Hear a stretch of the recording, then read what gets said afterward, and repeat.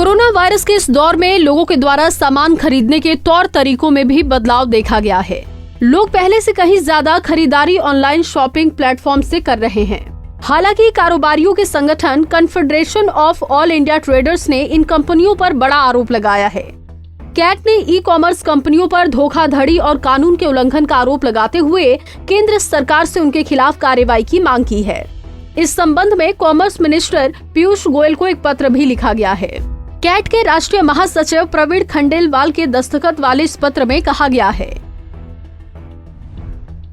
हम आपका ध्यान लीगल मेट्रोलॉजी कानून 2011 और FSSAI के द्वारा जारी किए गए निर्देशों के खुलेआम उल्लंघन की ओर लाना चाहते हैं। कानून में साफ कहा गया है कि ई कॉमर्स पोर्टल पर अब अनिवार्य रूप से विक्रेता और प्रोडक्ट से संबंधित प्रत्येक जानकारी को स्पष्ट रूप से लिखना अनिवार्य है। ये देखा गया है कि अमेज़न, फ्लिपकार्ट सहित भारत में संचालन कर रही अन्य ई कॉमर्स कंपनियां खुले रूप से देश के कानूनों का उल्लंघन कर रही हैं और किसी भी सरकारी विभाग ने इसका आज तक संज्ञान नहीं लिया है। इससे इन कंपनियों के हौसले मजबूत होते जा रहे हैं। देश के कानूनों की इन्हें कोई परवाह नहीं है, जिस वजह से भारत का ई कॉमर्स व्यापार उलझ चुका है। हम केंद्र सरकार से ये आग्रह करते हैं कि संबंधित अधिकारियों और एजेंसियों को इस मामले में तुरंत संज्ञान लेने और कानून का उल्लंघन करने वाली ई कॉमर्स कंपनियों पर कार्यवाही करने के निर्देश दें।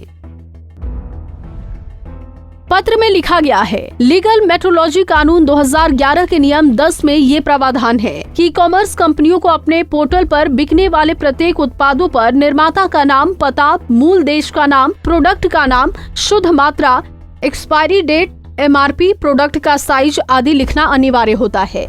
ये नियम जून 2017 में लागू किया गया था और इन नियमों का पालन के लिए 6 महीने की अवधि दी गई थी ताकि 1 जनवरी 2018 से इसे लागू किया जा सके। लेकिन 3 साल बीत जाने के बाद भी इन नियमों का पालन अमेज़न, फ्लिपकार्ट जैसी ई कॉमर्स कंपनियों ने नहीं की। लिहाजा ये अपराध गैर मानक पैकेज देने का है, जिसके तहत उल्लंघन होने पर जुर्माना या जेल अथवा दोनों सजाएं साथ देने का प्रावधान है। 2 फरवरी 2017 को खाद्य सुरक्षा और मानक प्राधिकरण के द्वारा इसी प्रकार के दिशा निर्देश जारी किए गए थे, जिसके अंतर्गत फूड बिजनेस ऑपरेटर को उपरोक्त शर्तों का पालन करना अनिवार्य है। लेकिन जोमेटो और स्विगी के द्वारा इसका खुलकर उल्लंघन करने की बात सामने आ रही है, जो कि बेहद चिंताजनक है। उपभोक्ता संरक्षण अधिनियम 2020 के नियम 4(2) के तहत ये प्रावधान किया गया है कि प्रत्येक ई कॉमर्स इकाई अपने प्लेटफॉर्म पर स्पष्ट तरीके से प्रत्येक प्रोडक्ट के साथ कई महत्वपूर्ण जानकारी देगी, जिसमें ई कॉमर्स एंटिटी का कानूनी नाम, इसके मुख्यालय का पता, पोर्टल का नाम व विवरण, ईमेल, फैक्स, लैंडलाइन और कस्टमर केयर नंबर देना अनिवार्य है। लेकिन ये देखा गया है कि ई कॉमर्स कंपनियों के द्वारा ऐसा नहीं किया जा रहा। ये यूजर्स के अधिकारों का उल्लंघन है, क्योंकि उन्हें खरीद के समय प्रोडक्ट के विक्रेता या मैन्युफैक्चरर की जानकारी नहीं दी जा रही। इस संबंध में कड़ी कार्रवाई की जाने की जरूरत है। Bureau report, Punjab Kesari TV.